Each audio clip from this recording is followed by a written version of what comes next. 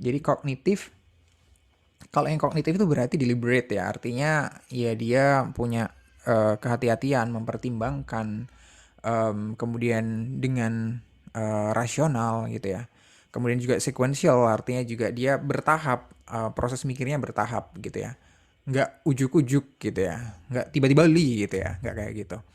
Nah, yang kedua ada yang namanya habitual ya. Habitual ini yang tadi kayak saya sebut di Indo Coffee Coffee Mix deh. Kalau misalnya saya udah biasa beli itu, saya nggak mau mikir lagi sebenarnya. Udah ketika saya ke supermarket, yang saya ambil langsung Indo Coffee Coffee Mix gitu ya. Kalau misalnya kecap, kecap Indofood gitu ya. Itu contoh-contohnya kayak gitu ya. Dan saya kira tiap kalian di sini juga punya punya preferensi masing-masing ya. Bukan karena kita loyal sama brandnya, enggak sebenarnya. Bukan karena itu yang paling enak menurut kita, enggak juga sebenarnya. Cuman ya kita nggak mau ngambil resiko atau nggak mau mikir aja sih sebenarnya. Ya udah pokoknya yang bisa kita beli gitu aja yang kita masukkan ke keranjang gitu ya. Padahal mungkin di sana banyak pilihan-pilihan lain, banyak banyak produk-produk baru yang muncul gitu ya. Itu yang habitual ya. Jadi biasanya nggak nyadar ya, biasanya nggak nyadar juga karena udah saking biasanya kita ngambil brand tersebut gitu ya. Jadi otomatis banget gitu. Dan yang terakhir efektif ya. Efektif ini emosional dan instant gitu ya. Artinya sebenarnya ini istilah lainnya adalah impulsive buying ya. Jadi impulsive buying itu yang kayak kita benar-benar baru lihat tanpa pikir panjang langsung beli. Jadi itu yang kita sebut dengan impulsive buying. Jadi kita nggak ada proses mikirnya sebenarnya. Bahkan mungkin em, sering kalau misalnya contoh kalau misalnya kita ke mall gitu ya, kita emang emang suka ke mall, suka belanja, suka lihat-lihat gitu kan. Kita ngelihat ada sesuatu yang oke, kita akhirnya beli. eh Udah kita masukkan keranjang, kita bayar, sampai rumah kita baru nyadar akhirnya, sebenarnya saya nggak butuh-butuh amat sih barang ini, kenapa tadi saya beli ini ya, gitu ya. Nah, itu termasuk salah satu impulsive buying ya. Jadi yang kita karena, mmm, apa ya, karena bahasa mungkin ini ya, lapar mata ya, jadi kayak, "Wah bagus banget," gitu ya, langsung beli, "Wah lagi diskon," langsung beli gitu ya. Jadi impulsif banget, jadi nggak ada proses mikir yang panjang di dalam situ. Oke, kayak gitu. Jadi ada 3 macam ini sih, 3 macam ini nggak menggambarkan orangnya ya. Jadi kayak seorang konsumen bisa jadi mereka bukan bisa jadi ya, pasti di dalam diri mereka pasti ada 3 ini ya. Jadi ada 3 hal ini ya. Nah, saya masih belum dapet ya analoginya bucket itu kayak gimana, kenapa bucket gitu ya. Tapi yang jelas kita semua pasti punya ini ya. Kita di produk-produk tertentu kita akan cukup kognitif gitu ya, cukup mempertimbangkan dengan baik, hati-hati, kemudian rasional banget gitu ya. Fungsinya apa sih buat kita gitu ya. Pros and cons-nya kayak gimana gitu ya. Ada yang habitual banget yang tadi kayak saya contohin gitu ya. Dan banyak produk, saya kira banyak banget produk yang habitual ya. Yang kita udah, terutama emang produk-produk kehidupan sehari-hari ya, kebutuhan sehari-hari, kita bakal habitual banget gitu ya, bakal asal ambil asal ambil asal ambil gitu ya. Oh, apa yang belum ada langsung ambil, apa yang belum ada langsung ambil gitu. Nggak usah kita ngelihat dulu di rak di supermarket gitu ya, kita lihat, dulu ada beberapa brand di sini gitu ya, ada brand A, B, C, D, E gitu. Kira-kira yang paling murah yang mana ya? Kira-kira yang paling enak yang mana ya? Nggak selalu seperti itu. Jadi ada yang kita langsung udah nggak tahu harganya berapa, mmm, nggak tahu pilihan yang lain kayak gimana juga, pokoknya langsung ambil gitu ya. Nah, itu yang habitual. Dan yang terakhir efektif gitu ya. Dan saya kira siapa juga pernah ya belanja belanja yang impulsif gitu ya. Pokoknya lihat langsung beli gitu. Oke, berikutnya ada ini maaf ya buat yang puasa, anggap saja itu bukan makanan gitu ya. Jadi self regulation. Self regulation itu sebenarnya gimana sih seorang itu bisa bisa apa ya? Mempertahankan ya, bisa mempertahankan action-nya dia untuk ngelakuin sesuatu atau untuk tidak ngelakuin sesuatu, eee, termasuk di dalam kalau di sini disebutin, careful planning ya. Jadi yang dimaksud di sini self regulation adalah, berhubungan dengan kalau misalnya kita, eee, contohnya gini, kalau misalnya kita dalam posisi kenapa di sini gambarnya sebenarnya kayak gini ya, kenapa gambarnya es krim sebenarnya, hubungannya dengan contohnya adalah kalau misalnya kita, memutuskan, bahwa kita, paham nih bahwa kita ada kebutuhan untuk diet gitu ya, untuk diet, misalnya saya pengen nurunin berat badan gitu ya, saya pengen, bentuk tubuh saya lebih atletis misalnya segala macam, saya pengen, eee, ya hidup lebih sehat gitu ya. Itu kita ngelihat itu sebagai kebutuhan misalnya, jadi problem recognition-nya di situ. Jadi kita ngelihat ada kebutuhan itu, kemudian kita berpikir bahwa ya dari beberapa alternatif yang ada, bahwa nge-gym itu adalah salah satu solusi yang bisa kita dapat gitu ya, dan akhirnya kita subscribe ke, salah satu tempat gym gitu ya. Nah, tempat gym di sini kan, sorry, untuk bisa bisa bisa perform gym kita dengan baik, itu kan nggak sekedar kita cuman sekedar datang olahraga saja kan. Tapi kebutuhan nutrisi kita juga harus kita perhatiin gitu kan. Jadi makanan-makanan kita harus sudah mulai selektif gitu. Mana makanan yang berprotein tinggi, mana yang protein rendah, mana yang lemaknya tinggi, mana yang lemaknya rendah, mana yang harusnya kita, nggak makan di saat-saat tertentu gitu ya, mana yang udah kita kurangi banget, harus udah kita pertimbangkan. Nah, itu adalah konsumsi ya, di situ adalah konsumsi yang dipengaruhi sebenarnya oleh tadi itu, eee, gimana gimana, cara kita sebenarnya untuk mempertahankan bahwa kita ada di posisi tadi ya, ada di posisi kita yang, kita menjaga hidup sehat, kita mengikuti program, di gym gitu ya, dengan baik. Jadi goal-nya nanti dapet ya. Jadi program recognition-nya kan kita sebenarnya pengen hidup lebih sehat gitu kan, hidup, lebih berbadan lebih, atletis dan lain sebagainya. Nah, itu yang pengen kita dapat nanti gitu ya. Nah, untuk ngedapat itu kan effort-nya banyak banget kan, effort-nya nggak cuman beli produk doang, nggak cuman, dengan kita bayar lalu kita langsung jadi lebih oke gitu kan tampilan kita kan nggak. Beda kalau misalnya kayak kita beli baju kan beda.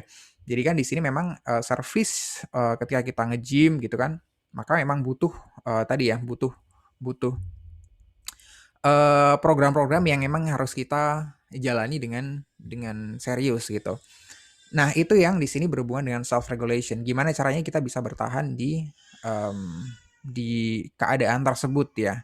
Karena ini relate mungkin ya, relate mungkin nggak sedikit gitu ya, Kak, misalnya dari, teman-teman yang diet gitu ya. Eee kalau saya sih termasuk orang yang berat badan kurang ya, jadi saya nggak pernah diet. Tapi kalau misalnya buat teman-teman yang mungkin pernah diet, nah itu juga jadi apa ya, jadi kendala ketika mereka mungkin udah ada di tengah-tengah gitu ya. Ketika udah di tengah-tengah, motivasi mereka udah semakin berkurang, ngerasa kok berat gitu ya, dan lain sebagainya, beberapa, protol ya, beberapa selesai gitu. Jadi targetnya nggak kecapai gitu. Jadi itu sebenarnya target dia sendiri gitu kan, target dia sendiri, tercapai nggak tercapai sebenarnya ya terserah yang bersangkutan gitu ya. Cuman itu tadi yang mempengaruhi kita mmm untuk decision proses kita ya. Jadi ketika orang-orang yang seperti ini, orang-orang yang kekeh dengan programnya dia, dengan hidup sehatnya dia, maka dia akan benar-benar, selektif dalam, memilih apa yang dia konsumsi, gitu. Dan sebaliknya kalau misalnya orang yang udah males-malesan gitu ya, udah males-malesan atau udah ngerasa cukup oke gitu ya, cukup oke, goal-nya udah dapat setengah lah ternyata nggak susah amat, ya bolehlah agak los-los dikit gitu ya. Nah, itu orang yang mungkin self regulation-nya udah, menurun gitu ya, maka itu tadi, proses dia untuk menentukan sebuah sebuah, hal yang mau dia konsumsi terutama makanan itu mungkin akan sedikit berbeda. Jadi kayak gitu ya, saya kira di sini juga, ada hubungannya dengan motivation, ini cuman, tambahan aja ya, mungkin dari motivation yang udah kita pelajari dari pertemuan yang lalu. Jadi, promotion di sini nih lebih kita lebih sorry, motivation di sini kita ngelihatnya lebih, dari 2 hal ya. Kalau yang pertama adalah promotion, itu gimana kalau misalnya kita, mmm, motivasi kita itu adalah goal kita ya, goal kita, harapan kita. Jadi kita fokusnya ke sana terus gitu ya. Dan itu kan yang sering sering dikatakan orang gitu ya, maksudnya, fokus sama goal-nya, fokus sama tujuan kamu ada di mana dan kamu sekarang lagi ada di mana gitu ya. Nah, yang kedua adalah prevention motivation gitu ya, sekedar untuk menghindari hal-hal yang buruk doang gitu. Jadi, mungkin bukan karena goal-nya, cuman mungkin karena memang, kayak misalnya tadi, saya nggak boleh makan makanan yang gorengan-gorengan misalnya contohnya, karena menjaga kehidupan, pola hidup sehat gitu ya. Itu contoh doang ya. Jadi kira-kira kayak gitu ya. Jadi self regulation ini gimana sebenarnya sekeh apa sih kita itu bakal bakal, ya ada di ini ya, di pola konsumsi tertentu gitu. Oke, kita masuk yang pertama ya. Yang pertama adalah cognitive decision making. Cognitive decision making, jadi ini secara tradisional ya, secara basically sih kita akan ngelakukan decision making dari proses yang kognitif ini gitu ya. Cuman ya nggak semuanya. Cuman basically yes gitu ya. Jadi biasanya kita memang akan masih mempertimbangkan ya. Jadi menimbang-nimbang antara beberapa produk gitu, antara beberapa beberapa pilihan-pilihan yang ada di luar sana, itu apa kelebihannya apa, kekurangannya apa, dan lain sebagainya. Dan juga kadang, itu ya, tergantung sebenarnya seberapa involve ya, seberapa kalau misalnya orang di high involvement, maka kecenderungan dia untuk ngumpulin data sebanyak mungkin, sebanyak informasi yang dia terima, sebanyak pros and cons dari sebuah sebuah produk ya, atau produk kategori, maka itu jadi semakin, beneficial ya, semakin semakin menguntungkan dia ya, dia ngerasanya seperti itu. Jadi, untuk bisa memutuskan barang mana nih yang paling paling oke, misalnya kayak tadi, antara iPad sama Samsung Galaxy Tab tadi ya. Jadi mana yang harus saya pilih? Ketika saya bisa merasa bahwa informasi yang saya dapat itu komplit, utuh gitu ya, maka saya ngerasa lebih puas ketika saya, bisa memilih tadi itu ya. Daripada, "Aduh saya nggak ngerti deh, udah pokoknya, salah satu dari itu aja deh, saya udah pusing," gitu ya, mikir, kelamaan gitu ya. Dari kemarin, susah, yang ini emang pros-nya di sini, yang ini ada pros-nya juga di sini, cons-nya sama-sama punya gitu ya, dan lain sebagainya. Jadi kita milih salah satu gitu ya. Jadi ada yang mungkin seperti itu yang udah, jengah dengan, tadi informasi yang dia dapat gitu ya. Jadi, ini tadi ya, arrive at a satisfactory decision gitu ya. Jadi dia puas ketika dia decide gitu ya, baru dia decide aja dia udah ngerasa puas gitu ya. Nah harapannya memang, goal-nya dari, decision making proses ini adalah, kita dapat, produk atau jasa yang, meet our need and wants tadi ya, yang sebenarnya memenuhi kebutuhan dan, keinginan kita di awal tadi, gitu. Jadi tuh kognitif itu yang jelas, pakai mikir gitu ya. Jadi ada proses mmm, di otak kita gitu. Nah ini contoh ya, bukan contoh sih, ini, decision making prosesnya sebenarnya, siklusnya seperti ini. Jadi ada problem recognition yang pertama ya, kita mulai dari sini problem recognition dulu. Kemudian berikutnya adalah information search. Jadi, kita nyari informasinya kayak gimana. Kemudian evaluation of alternatives. Jadi pilihan-pilihan yang ada itu kita pilih yang mana. Kemudian product choice, dipilihlah salah satu produk ya, salah satu produk yang kita pilih. Kemudian yang terakhir adalah outcomes ya. Outcomes ini hasilnya buat kita kayak gimana. Nah ini contoh doang ya. Contoh doang di sini, sekali lagi contoh yang gampang ya, sepatu gitu. Eee, Contohnya di sini adalah kalau misalnya, saya lagi butuh sepasang sepatu, cuman sebenarnya saya punya sepatu saya masih belum rusak gitu ya, sepatu-sepatu saya masih ada gitu ya. Cuman goal saya sebenarnya adalah saya pengen, tampil beda aja sih, masa sepatu saya gitu-gitu terus gitu kan. Saya pengen, kelihatan kayak, anak muda misalnya gitu ya. Jadi misal, saya pengen gaya yang sedikit berbeda dengan gaya yang udah saya biasa biasa ini ya, biasa pakai atau biasa anut gitu. Jadi, mungkin sepatu bakal bakal, does the job gitu ya. Mungkin sepatu bakal bakal bisa ngebuat saya untuk kelihatan sedikit berbeda gitu ya daripada mungkin, saya biasanya. Contoh misalnya saya di sini seringnya pakai sepatu pantofel dan, sepatu kerja gitu ya. Mungkin orang juga ngelihat saya orangnya formal banget, dan segala macam. Nah, akhirnya di information search, saya harus kemana gitu ya, yang jelas Google, kemudian marketplace gitu ya, YouTube dan lain sebagainya, semuanya saya datengin ya. Jadi, kayak misalnya di, Zalora, Lazada gitu ya, mungkin sekalian juga ngelihat, mereka lagi ada program diskon kayak atau enggak gitu ya. Jadi bisa jadi produk yang sama di marketplace satu nggak lagi diskon, tapi di marketplace lain lagi diskon gitu kan, bisa jadi kayak gitu juga. Itu yang berpengaruh sama harganya mungkin nanti ya. Kemudian, tadi itu mungkin, saya mungkin nyari dulu model-modelnya gitu ya, model apa sih kira-kira mmm, yang saya masih cocok gitu ya, kira-kira yang saya masih cocok tapi yang nggak biasa saya pakai aja gitu ya, mungkin saya masih belum punya gitu. Jadi kira-kira, brand apa ya, kalaupun brand apa nanti brand-nya udah ketemu itu kira-kira model yang mana ya, nah warna yang apa segala macam. Nah itu prosesnya biasanya butuh waktu banget di situ ya. Jadi mulai dari brand-nya dulu gitu ya, apalagi kalau misalnya brand-nya masih blank gitu kan. Kalau misalnya brand-nya masih blank gitu, pasti akan nanti, masih milih-milih gitu ya. Mungkin ngelihat dari, saya mungkin ya, saya sebagai seorang dosen ngelihat dari, coba deh ngelihat dari yang biasa dipakai sama mahasiswa dulu gitu ya. Apa misalnya yang kayak mungkin Vans gitu ya. Mungkin saya nggak gitu cocok sama Vans gitu ya, mungkin yang lain, Onitsuka Tiger gitu ya, atau mungkin yang lain lagi bla bla bla, ada yang mungkin beberapa ya, mungkin saya nggak, cukup paham brand sepatu. Jadi ada banyak pilihan dan itu nanti yang kita cari di website banyak banget yang kita cari mulai dari tadi ya brand, warna, harga, kemudian ya tempat belinya, dan masih banyak lagi, banyak banget. Termasuk review-review itu juga kita baca, kita simak di YouTube juga ya. Itu juga bisa gitu. Jadi proses information search itu biasanya memang butuh waktu banget.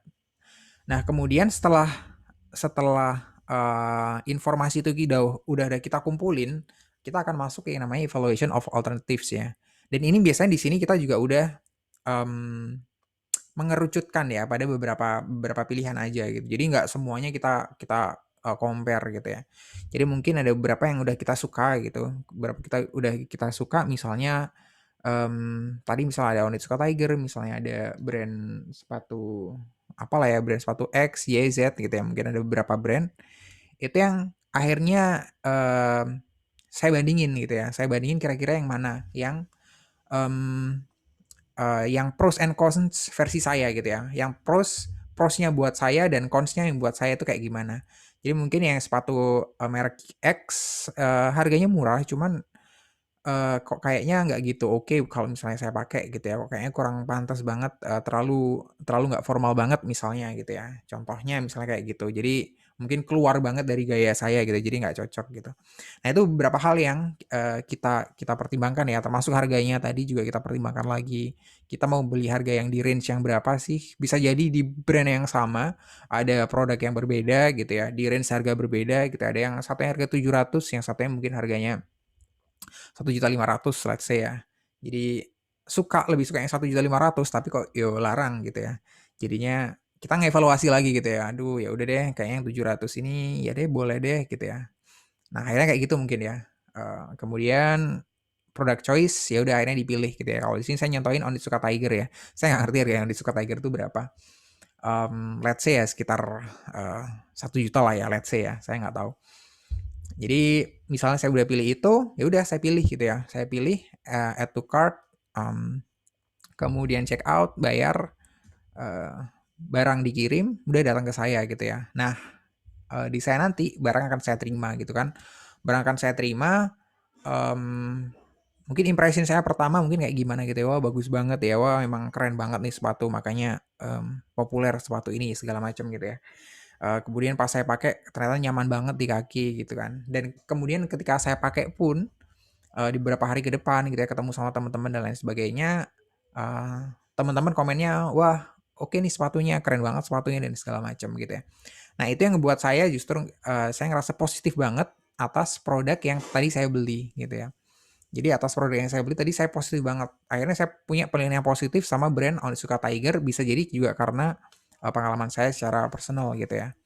Nah, evaluasi itu yang jadi nanti muter lagi ke problem recognition ya, atau jadi feed nanti ke information search langsung gitu. Tergantung sebenarnya dari outcome-nya kayak gimana.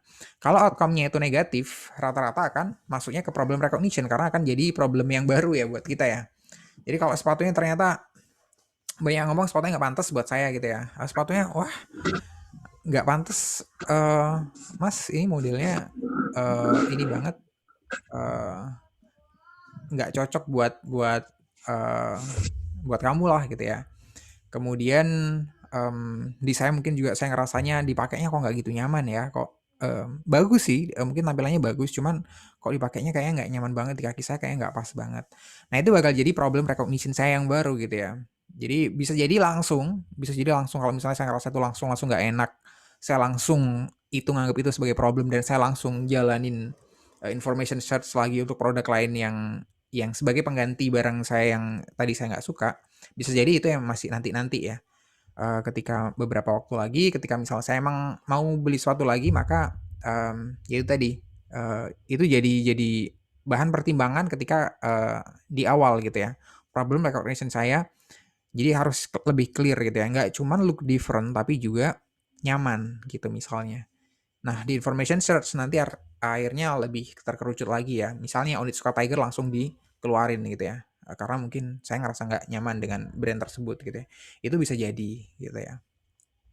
Bisa jadi banget. Jadi kira-kira kayak gitu ya contoh contoh konkretnya saya kira gampang untuk dibayangin banget. Ini prosesnya proses alami sih sebenarnya tanpa kita berusaha ya proses ini ya. Jadi kita maksudnya tanpa berusaha itu tanpa kita sengaja pun kita melakukan itu, gitu ya. Jadi kayak misalnya information search ini, kadang kita yang namanya keinginan sama kebutuhan itu kan kadang nggak aware-aware banget ya, nggak langsung ada di pikiran banget, saya butuh sepatu gitu, enggak, kadang nggak kayak gitu ya. Kadang ya udah habis ngelihat iklan sepatu, oh iya sepatu ya, kayaknya perlu nih lihat-lihat sepatu gitu ya. Langsung information search dan lain sebagainya. Jadi semakin nge-search kok semakin dalam gitu ya. Oh kok ternyata ada brand yang bagus ya, ya seru nih. Jadi akhirnya malah compare, akhirnya jadi lebih pengen jadi beli gitu. Nah itu juga bisa terjadi juga. Oke, itu ya kira-kira untuk step-stepnya di decision making yang ini yang umum banget ya, yang umum banget. Jadi dan saya kira sih nggak usah dihafalin pun udah otomatis hafal ya ini ya, auto hafal. Sampai sini dulu deh, mungkin ada yang ditanyain, ada yang bertanya? Belum ada. Oke, kita lanjut. Jadi di sini adalah the relationship between amount of information search and product knowledge gitu ya. Jadi hubungannya sebenarnya antara gini sih pertanyaannya sebenarnya. Kalau orang lebih ngerti terhadap suatu produk, itu biasanya dia lebih nyari informasinya nggak sih terkait produk tersebut gitu. Jadi kalau misalnya dia ngerti banget nih, dia pakarnya sneakers gitu ya, dia ngerti hafal brand-brand sneakers gitu ya, Nike dari yang seri ini, Adidas yang seri ini segala macam. Dia ngerti kira-kira nih kalau misalnya dia beli sepatu, dia bakal nyari-nyari informasi lagi atau enggak gitu ya. Atau kalau misalnya dia nyari informasinya itu biasanya banyak atau enggak gitu. Nah, kemungkinan besar kan enggak gitu ya, karena perbendaharaan informasi sudah ada di pikirannya dia gitu ya. Jadi di dia udah pasti sudah ada dipeta-petakan sekali di pikirannya yang kalau misalnya sepatu entah itu yang cocok buat saya, brand yang paling saya suka dan lain sebagainya. Kemudian yang saya wajib punya itu apa, itu sudah ada di pikiran dia gitu ya. Jadi spesifik malah gitu ya. Jadi kalau misalnya dia beli sepatu lagi, malah dia udah spesifik langsung nggak pakai mikir, saya pengen beli sepatu yang ini gitu ya. Pokoknya wishlist saya kalau beli sepatu berikutnya adalah sepatu yang ini. Nah, kemungkinan yang seperti itu ya, expert. Nah, berbeda kalau misalnya dengan orang yang masih novice ya, masih novice ini masih um, cukup ngerti tentang brand gitu ya, cuman nggak ngerti-ngerti amat sebenarnya. Jadi ya sekedar ngerti lah ya, sekedar ngerti gitu ya. Novice ini apa ya bahasa Indonesianya? Um, nggak ini ya, orang yang nggak terlalu beda sama ini sih, beginner gitu ya. Ya jadi beginner di industri tertentu atau di produk kategori tertentu gitu ya. Jadi kayak misalnya tadi buat saya sepatu gitu, saya novice di bagian sepatu, saya novice gitu ya. Jadi kalau misalnya saya harus nyari sepatu, maka masih banyak informasi yang harus saya kumpulin gitu kan. Nah, jadi saya tergolong di situ. Jadi ketika kita nggak gitu ngerti, tapi apa ya, cuman punya perbendaharaan sedikit gitu ya, punya perbendaharaan sedikit, cuman kita pengen beli sesuatu, akhirnya kita akan mungkin nge-search informasi lebih banyak daripada orang yang expert dan daripada juga orang yang limited expertise gitu ya, yang sebenarnya mungkin bisa kita bilang Mereka nggak mau tahu ya, limited expertise ini udah sih gitu, pokoknya pokoknya beli gitu ya, pokoknya, eee, mereka nggak mau terlalu into discussion ya, terhadap brand apa yang lebih oke dan lain sebagainya gitu ya. Jadi mungkin mereka memang concern-nya nggak ke sana. Jadi ya udah asal beli, asal nentuin sesuatu gitu ya. Jadi mereka juga nggak terlalu nge-search juga.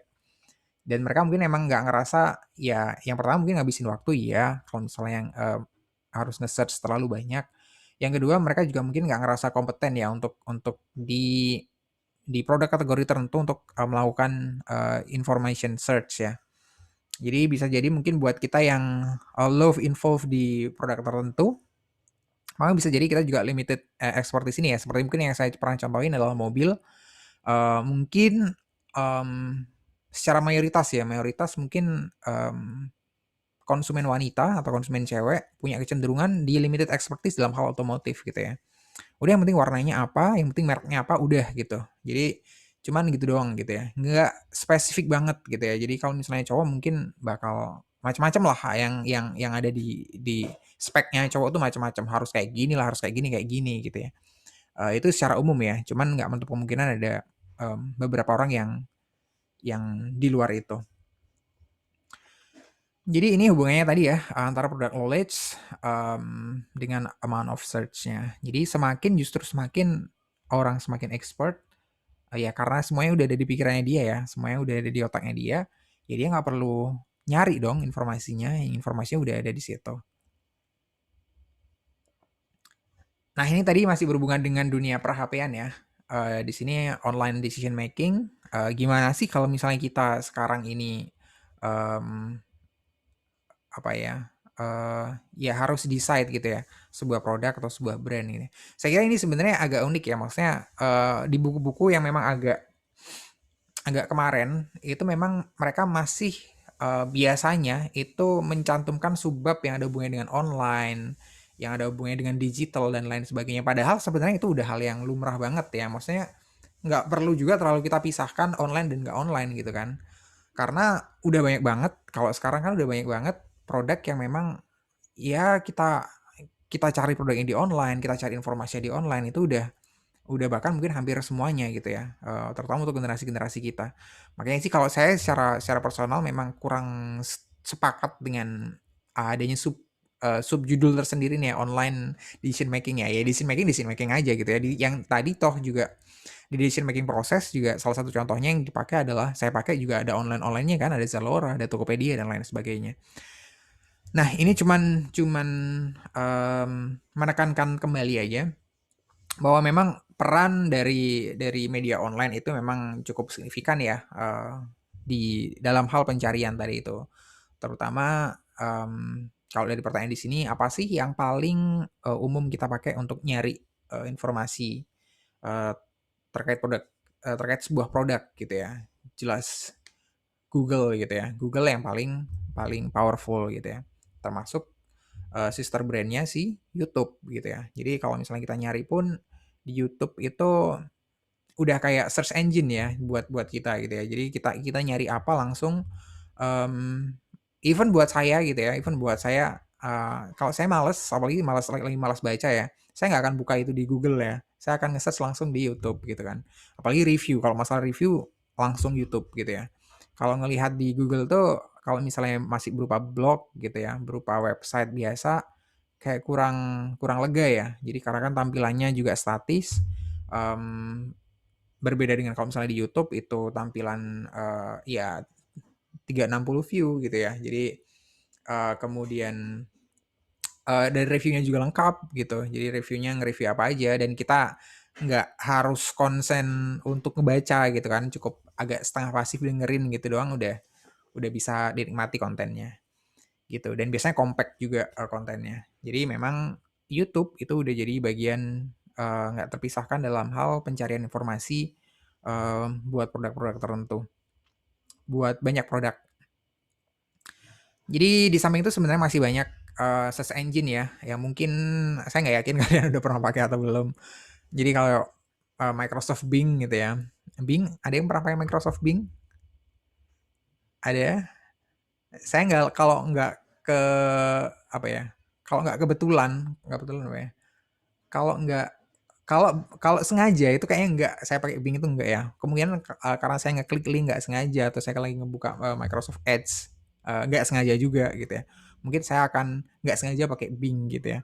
Cuman udah bagi saya sih dan saya yakin banget buat kalian semuanya Google itu udah top of mind gitu ya. Jadi kalau kalian nyari sesuatu, kalau kalian nyari di Bing mungkin kalian nggak akan ngerasa sepede, se selega kalau kalian ngerasa kalau kalian nge-browse itu di Google gitu ya. Jadi itu saya kira udah jadi norm ya sekarang ya. Jadi Google itu udah powerful banget gitu ya. Apalagi Yahoo ya. Yahoo ini nggak tahu sekarang udah kemana dan bentuknya kayak gimana sih. Saya juga nggak paham ya Yahoo ini terus declining ya. Dari dulu sebenarnya Yahoo ini lebih gede ya daripada Google. Cuman ya sekarang udah lewat sih. Udah kebalik. Jadi forum juga banyak ya, kayak misalnya Kaskus, forum-forum eh, yang pernah saya sebut mungkin yang untuk pengguna Xiaomi itu mungkin punya forum sendiri dan lain sebagainya. Nah itu juga banyak ya forum-forum yang bisa bisa kita masukin. Mungkin di media sosial juga ada kan forum-forum di grup-grup tertentu gitu ya kayak di Facebook gitu. Jadi itu juga bisa kita jadiin sumber. Nah ini contohnya aja sih. Saya nggak ngerti ini juga masih kalian pakai atau enggak. Kalau misalnya kalian compare, harus compare side by side ya antara kalau misalnya kalian beli HP. Ini ada yang website yang jadul sih sebenarnya websitenya, bukan jadul ya, senior gitu, udah dari dulu ada gitu kan, udah dari dulu zamannya HP Nokia itu udah ada dia GSM Arena ini, dan sampai sekarang ada, dan dia menyajikan emang side by side comparison ya, jadi emang kita langsung bisa ngelihat kalau misalnya prosesornya langsung bedanya iPhone 12 pakai apa, Galaxy S21 pakai apa. Kemudian RAM-nya berapa, kemudian misalnya Wi-Fi-nya yang seperti apa, Bluetooth-nya yang seperti apa, itu langsung ada side by side comparison ya. Jadi itu mungkin yang akan sedikit berbeda kalau misalnya kita ngelihat review ya, karena kan kalau ngelihat review mungkin nggak semua orang compare gitu ya, nggak semua orang compare. Tapi saya kira untuk yang saya sajikan di sini orang mungkin bakal compare ya, karena memang sama-sama flagship. Cuman untuk comparison yang lain gitu mungkin di review juga kalau misalnya nggak ada, kita bisa cari di sini gitu. Dan karena ringkes di sini tampilannya enak buat dilihat. Jadi sekali sekali ngelihat, sekali di sini ini satu halaman bisa langsung tiga tiga comparison ya, tiga brand atau tiga produk gitu ya, langsung kita compare berjejeran langsung gitu ya. Jadi kalau misalnya kita geser ke bawahnya, itu langsung ada tadi itu perbandingan-perbandingannya langsung gitu ya. Jadi kita gampang banget untuk bisa ngebandinginnya. Jadi emang langsung per kategorinya ya, CPU-nya, CPU, GPU gitu ya dan lain sebagainya. Nah, itu salah satu contoh website yang bisa dipakai buat kita ketika kita harus nyari informasi ya. Kita harus compare-compare tadi. Kita harus mengevaluasi dari opsi-opsi yang kita punya gitu ya. By the way, GSM Arena ini juga ada YouTube-nya juga ya. Tapi saya nggak pernah nonton sih kalau YouTube-nya. Gitu. Jadi paling banter saya kan paling pakai ini paling paling pol gitu ya. Mungkin ya kalau misalnya beli HP paling ya review di YouTube sama di sini doang. Udah gitu ya. Dan brandnya sebenarnya saya udah spesifik ya. Karena emang nggak terlalu mikir tadi. Jadi ada brand-brand yang lain yang kayak sudah di luar dunia saya gitu ya. Jadi nggak akan saya pertimbangkan sama sekali bahkan gitu. Sekali lagi bukan karena nggak bagus ya, bukan karena nggak bagus, tapi ya karena saya nggak nggak mau mikir banyak aja gitu ya. Jadi banyak brand-brand yang langsung nggak akan saya pertimbangkan gitu ya. Vivan, Realme, Vivo, kemudian Oppo dan lain sebagainya gitu ya. Jadi bagi saya sih itu saya nggak cukup familiar dengan brand-brand tersebut. Makanya itu di luar pertimbangan saya. Oke, jadi ini mungkin yang ada di pikiran kita ya. Yang ada di pikiran kita itu, jadi kita itu nggak nyimpen hubungannya dengan memori sebenarnya sih. Jadi kita nggak nyimpen brand-brand atau produk-produk di otak kita itu nggak nyimpen lepas sendiri-sendiri gitu ya. Cuman kalau kita nyimpen, kita pasti di dalam pikiran kita tuh udah bisa mengklasifikasikan gitu. Kalau di sini, jadi ini contohnya aja sih kalau yang di buku ya. Di sini contoh yang di buku adalah dessert ya. Jadi dessert, nah buat orang tertentu mereka akan langsung ngebagi dessert yang eh fattening. Fattening ini yang apa ya? Saya nggak ngerti arti harfiahnya fattening ya. Fattening, low fat, ya mungkin yang fatnya nggak banyak gitu ya. Mungkin fatnya nggak banyak, yang nggak eee, nggak gampang berpengaruh ke lemak tubuh juga gitu mungkin ya, yang fattening, sorry, yang fattening ini yang justru banyak gitu ya. Jadi kalau non fattening yang nggak banyak lemaknya. Jadi mungkin ada yang berpikir seperti itu ya, mungkin ada yang berpikir seperti itu. Mungkin buat orang-orang yang concern tadi dengan misalnya, isu tentang, kesehatan tubuh, isu tentang, mmm, fitness gitu ya, tentang kebugaran tubuh gitu kan, berat badan dan lain sebagainya, mungkin akan ngebagi makanan itu seperti ini gitu ya. Jadi langsung mereka ada radarnya kalau misalnya makanan itu termasuk di fattening, maka mereka mungkin akan langsung hindarin gitu ya. Nah, buat orang seperti saya mungkin dan banyak cowok di sini juga mungkin mostly ya, kita nggak membagi seperti ini gitu ya. Nggak ada pembagiannya, jadi dessert langsung di bawahnya makanan gitu ya. Jadi apapun sebenarnya makanan, ya itu makanan gitu ya. Jadi nggak peduli fatnya berapa, entah dia rendah lemak atau tinggi lemak gitu ya, pokoknya makanan dan kelihatan enak kalau buat saya gitu ya, saya pokoknya dessert, ya udah dessert gitu ya. Saya nggak bagi-bagi makanan itu menjadi yang seperti itu gitu.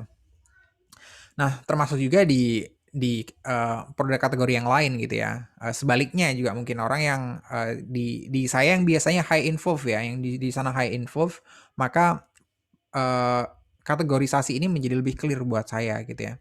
Yang saya ngerti banget gitu ya, saya ngerti banget, ya buat kayak tadi misalnya HP gitu ya, bagi mungkin beberapa kalian di sini yang ngikutin banget tentang teknologi gitu kan ya, tentang HP, ngerti banget pertimbangan-pertimbangannya, prosesor baru, Snapdragon Triple Eight dan segala macam lah ya, mungkin yang, terus-terus ngikutin, mungkin akan bisa bisa memetakan HP itu di pikiran kalian menjadi lebih terkategorisasi ya.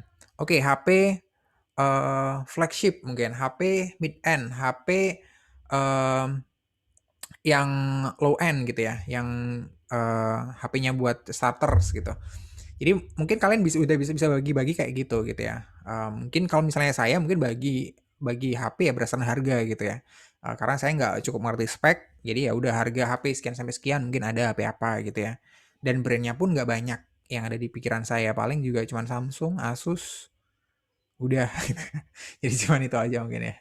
Jadi nggak banyak gitu ya, jadi, brand juga nggak banyak. Nah itu sih sebenarnya kita nyimpen, di dalam pikiran kita, semakin kita concern sama sebuah produk kategori, maka kita akan semakin bisa mengklasifikasikan, eee eee, tadi ya, kategorisasi-kategorisasi yang tertentu sih, dan ini tiap orang pasti beda, tiap orang bisa sangat beda ya, disimpannya di otak tuh kayak gimana, tiap orang bisa jadi beda. Ada yang kayak tadi makanan, ya kayak saya gitu ya, makanan nggak ada perbedaan apa-apa, entah, pakai santan, nggak pakai santan, pakai aduh pokoknya udah bahan itu mungkin bukan jadi halangan gitu ya, pokoknya makanan ya makanan gitu ya. Mungkin ada orang yang seperti itu, mungkin ada orang yang enggak gitu ya, makanan dibagi-bagi banget gitu ya, gitu bisa jadi. Nah, itu artinya akan berpengaruh juga kepada kita ketika kita, nanti mengevaluasi sebuah brand gitu ya. Jadi, orang yang udah ngerti, tentang kategorisasi ini misalnya kayak misal tadi saya sebut HP gitu ya, ketika dia mau nyari HP gaming gitu ya, misalnya salah satu dari kalian pengen HP gaming, cowok gitu ya, kalian udah ada gambaran sebenarnya di otak kalian itu juga produknya itu apa aja, kategorinya itu apa aja, kalau misalnya di gaming itu, ada Asus ROG, ada eee, Lenovo Legion misalnya ya, dan lain sebagainya gitu kan. Jadi langsung bisa ke sana gitu ya, langsung bisa milih ke sana. Jadi, tadi hubungannya dengan search informasinya tadi juga nggak banyak akhirnya gitu ya, bahkan mungkin nggak nge-search informasi gitu ya, bahkan nggak perlu nge-search informasi mungkin karena informasinya sudah dimiliki, gitu ya. Beda kalau misalnya dengan saya disuruh nyari HP gaming sekarang, wah ngoyo ya, saya harus harus nyari informasinya banget gitu. Jadi apa sih perbandingannya apa, saya harus nanya-nanya ke yang suka game dan lain sebagainya gitu ya. Jadi kayak gitu kira-kira. Dan ini yang berikutnya adalah habitual decision making ya. Habitual decision making describes the choices we make with little or no conscious effort. Jadi yang kayak tadi saya sebutin, ada beberapa produk yang kalau kita misalnya ke ini ya, many purchase decision are so routine, we may not realize we've made them until we look in shopping carts gitu ya. Jadi kadang ya kita udah otomatis aja ya kalau misalnya kita belanja ke Indomaret atau ke manapun sih sebenarnya, ke supermarket gitu ya. Kita butuh kecap, kecap gitu ya, langsung ambil kecap. Kita butuh gula, gula gitu ya. Jadi mungkin seotomatis itu gitu ya. Jadi akan ada beberapa produk dan brand yang seotomatis itu gitu ya. Kita nggak usah mikir lagi, nggak usah nimbang-nimbang lagi gitu. Walaupun di situ mungkin ada brand baru gitu ya. Walaupun ada brand baru yang muncul gitu. Kita nggak mempertimbangkan hal-hal tersebut lagi. Nah, di sini sebenarnya ada diskusi sedikit ya. Cuman biar nggak terlalu panjang, kita nggak akan pakai ini diskusi. Jadi di sini ada perbedaan antara orang yang seperti tadi, orang yang same brand ini ya. When a person buys the same brand over and over, does this mean it's just a habit or is he or she truly loyal to that product gitu ya. Apakah orang yang selalu beli produk tertentu itu dia itu emang sekedar kebiasaan doang atau itu loyalitas gitu ya, loyalitas pelanggan yang kita sebut dengan loyalitas pelanggan. Jawabannya tergantung ya, jawabannya tergantung sebenarnya. Jadi kapan itu jadi loyalitas ketika kita yakin bahwa itu adalah brand yang terbaik gitu ya, yang terbaik, terbaik ini macam-macam ya, terbaik itu dalam hal product quality bisa, dalam hal eee, produk relative to price gitu ya, di harga yang sama, produk ini yang paling oke gitu ya, dan segala macam sebenarnya. Atau rasa yang paling enak, dan lain sebagainya. Jadi kalau kita yakin itu dan ketika ada produk baru, kita, yakin bahwa produk kita masih, eee, yang paling paling, oke menurut kita, maka di situ bisa kita golongkan kita sebagai orang yang loyal gitu ya. Ya kita akan beli produk ini, mmm, kalaupun kita habis habis, mencicipi mungkin habis ngerti, habis, ngelihat iklan dari produk yang lain, kita masih, masih memilih produk tersebut. Berbeda kalau misalnya yang kayak tadi, yang habit ini lebih karena nggak mikir ya, lebih karena nggak mau mikir gitu. Jadi bukan bukan karena, tadi yang saya sebutkan, sebenarnya ada clue-nya di awal ya. Kayak Torabika tadi saya udah bilang, menurut saya itu bukan brand yang terbaik gitu ya, menurut saya bukan brand yang paling paling oke, saya yakin di yang lain pun masih ada yang lebih enak gitu kalau dari dalam hal rasa gitu misalnya. Cuman saya nggak mau nyoba-nyoba gitu ya, orangnya nggak mau nyoba-nyoba, jadinya saya, akhirnya beli yang Torabika-Torabika aja gitu ya. Padahal ya saya ngerti di luar sana mestinya ada yang lebih enak dong gitu ya, tapi juga ada yang lebih nggak enak gitu kan. Makanya saya nggak mau nyoba-nyoba. Nah, kalau di situ berarti saya bukan loyalitas ya sebenarnya. Ketika mungkin saya ngedapat sesuatu yang, saya yakin itu lebih enak, harganya masuk dan lain sebagainya, ya Torabika saya tinggal gitu ya.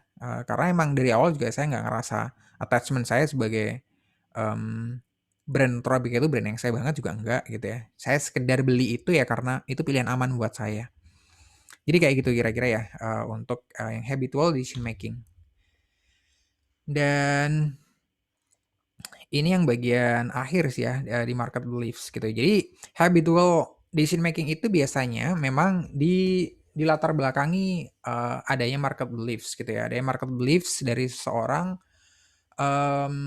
terkait beberapa hal yang ada di luar sana ya, terkait brands, terkait store itu kayak gimana gitu ya. Jadi memang orang-orang yang habitual ini tadi memang dalam produk kategori tertentu, dia emang orangnya pasif ya, dia emang orangnya pasif di produk kategori tertentu. Cuman kalau misalnya dia sekali lagi dia disuruh beli handphone mungkin dia akan mikir banyak gitu ya. Cuman dalam hal tertentu kayak misalnya tadi kebutuhan sehari-hari, dia akan, eee, otomatis tadi ya, akan nggak kebanyakan mikir gitu ya. Jadi, kayak gini mungkin saya, nanti bisa bisa di revise di buku ya lebih lengkapnya. Jadi contohnya aja di sini kalau misalnya dalam hal brand gitu ya, dalam hal brand dia ngerasa bahwa, ya brand tuh, ya emang banyak gitu ya, brand tuh banyak tapi ya paling ya nggak terlalu berbeda gitu ya. Jadi ya saya milih mana aja sebenarnya, ya ya nggak terlalu apa ya, nggak terlalu beresiko gitu ya. Artinya juga saya nggak akan kehilangan kesempatan untuk dapat produk yang jauh lebih bagus gitu ya. Atau saya juga nggak dapat resiko dapat barang yang jelek gitu ya. Jadi ya sama aja ya, pretty much the same gitu. Kemudian dalam hal kalau misalnya dia ragu-ragu gitu ya, dia ragu-ragu karena banyaknya pilihan dan segala macam, ya dia milih produk yang dia udah biasa denger gitu ya. National brand gitu misalnya, kayak Torabika tadi itu udah Indocafe ya saya tanya Indocafe mungkin. Indocafe, itu brand yang udah saya sering denger gitu ya, saya familiar dengan tersebut gitu ya. Jadi ya udah sih yang gampang aja yang saya sering denger gitu ya. Nah itu contohnya kayak gitu ya. Kemudian dalam hal store gitu ya, mmm jadi dalam hal store, specialty stores are great places to familiarize yourself with the best brands. Specialty stores ini kalau di Indonesia sih nggak terlalu ada ya, nggak terlalu bisa kita lihat contohnya. Emang rata-rata um, lebih ke lebih ke apa ya, supermarket ya, lebih ke supermarket yang emang dia jualannya berbagai macam produk dalam satu tempat gitu. Jadi lebih ke yang nomor dua sebenarnya, walaupun nggak semuanya over discounts ya. Eh, Kemudian juga, ya ini terkait dengan, store-nya tadi, kita juga sama ya, jadi mungkin nggak terlalu berpikir bahwa, mmm, untuk ngedapetin sebuah produk yang, eee, dengan kualitas terbaik itu harus, ke toko tertentu gitu ya. Jadi akhirnya ke toko mana aja sebenarnya juga bisa gitu. Ini, ya udah, ini ya, udah umum sekali gitu ya. Jadi kayak misalnya kita emang lagi butuh gula nih gitu ya, cuman butuh gula doang gitu ya. Kita biasa pakai misalnya Gulaku gitu ya, atau butuh mie gitu, Indomie gitu. Kita nggak harus beli ke, toko yang biasa kita beli juga gitu ya. Kita beli toko yang sama sekali, di luar kebiasaan kita, misalnya di toko kelontong sebelah rumah, toko toko apa ya bahasa Jawanya kelontong, toko kelontong ya, toko kecil gitu ya di sebelah rumah mungkin ya ada di daerah perkampungan gitu ya. Ketika di sana ada ya udah, ya kita cukup beli dari sana dan that's it gitu ya, nggak perlu harus, apa ya, harus ke tempat-tempat yang biasa kita beli juga gitu ya, apa yang disebut tadi dengan specialty gitu. Oke, kemudian juga ini ya, ini sebenarnya kalau dibaca emang semuanya cenderung, kayak orang yang, pasif apatis gitu ya. Jadi, sales are, typically run to get rid of slow moving merchandise gitu ya. Jadi kalau misalnya ada diskonan itu biasanya emang buat ngerilis barang-barang yang udah nggak gitu laku. mmm dan lain sebagainya. Kemudian advertising, kemudian, di sini ada hubungannya dengan hard sell ya, hard sell advertising is associated with low quality products gitu ya. Jadi kalau kita ngelihat ada barang-barang yang, promosiin, secara terus-menerus gitu ya, di-push terus informasi tersebut gitu sampai kita mungkin bosen gitu ya ngedengernya, ngelihatnya, ya itu kita asosiasikan dengan, quality products gitu ya. Jadi bisa jadi seperti itu. Cuman bisa jadi sebenarnya, kebalikannya ya, karena kita exposure-nya terlalu sering, maka tadi, baliknya sebenarnya tadi ya, exposure-nya kita terlalu sering, kita ketika nyari brand, itu brand yang udah sering kita denger gitu ya, balik ke brand yang ini tadi gitu kan. Jadi karena, bahkan mungkin kita sama-sama di produk yang belum kita pernah beli sebelumnya gitu ya, misalnya dalam hal, minuman gitu ya, minuman, mungkin kita biasa biasa beli kopi, tapi sekarang mau nyoba teh tarik gitu kan. Teh tarik apa yang mungkin sering kita dengar iklannya itu yang kita anggap lebih terpercaya mungkin biasanya. Makanya impact-nya iklan, di situ ya. Jadi kemampuan mereka untuk bisa di-recall itu jadi penting. Kemudian produk atau packaging, dan segala macam ya. Jadi largest size containers are almost always cheaper per unit than smaller sizes gitu. Jadi ini yang biasa kita pahami sih, walaupun nggak selalu gitu ya. Jadi kalau misalnya lebih gede, kita kita yang lebih gede itu lebih kayak kita lebih, menghemat uang gitu ya, walaupun sedikit. Walaupun memang iya kalau misalnya kita hitung harganya ya, mungkin ada dari kalian yang sampai ngitung ngitung harganya. Saya sih pernah ya, ya ngitung kalau misalnya, 200 gram itu harganya, 10.000 dibandingkan 500 gram harganya 21.000 lebih murah yang mana gitu ya. Jadi, lebih pilih yang mana. Jadi mending, lebih murah yang 21.000 dong kalau kita hitung per gramnya gitu kan. Jadi hal-hal seperti itu ya, hal-hal seperti itu. Paling itu doang yang menjadi, pertimbangan kita, dan itu masih ada di range di level harga gitu ya. Tapi untuk dalam hal brand mungkin biasanya kita udah langsungan doang gitu ya. Jadi kayak misalnya apa, mungkin kayak saya kayak beli produk-produk tertentu kayak misalnya tadi keju, kemudian Macy's gitu ya untuk kebutuhan, makanan-makanan sehari-hari gitu, itu yang udah tinggal ambil doang gitu ya. Saya nggak akan pernah, bukan nggak akan pernah sih, mungkin kecil sekali kemungkinan saya untuk bisa, mempertimbangkan brand lain, ketika saya mengambil brand-brand tersebut gitu ya. Tapi ada juga yang brand tertentu, yang mungkin saya nggak terlalu into brand-nya ya, saya akan ngelihat harganya. Jadi harga mana yang lebih murah gitu kan, dari brand yang, lagi ada di situ gitu.